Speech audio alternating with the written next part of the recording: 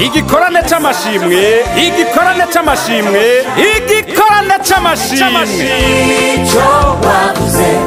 Bitewe iteka na nyene icubahiro umukuru w'igihugu cacu c'u Burundi akaba n'umukuru w'inama nkuru y'inararibonye umugambwe CNDD-FDD watunganije igikorane c'amashimwe nk'uko vyamuka umwaka utanguye. Ni ku magenekerezo ya 23, 24 na 25 Nzero uyu mwaka ku kibuga c'umupira w'amaguru co ku Gasaka kiri mu gisagara ca Ngozi.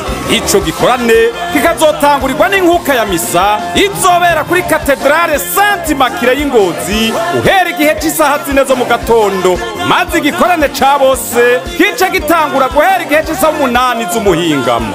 Yindi misi ikurikira kikazokwama gitangurirwa n'inyigisho kugwaruka n'indongozi uhera igihe c'isaha 2 zo mu gatondo. Icivugo ese igihugu cose c'umukama kiba cari gicitsi c'abahanuzi. Ijambo ry'urufatiro urisoma mu gitabo cyo guharura igabane ca 11 umurongo wa 10 gushika ku murongo wa 17.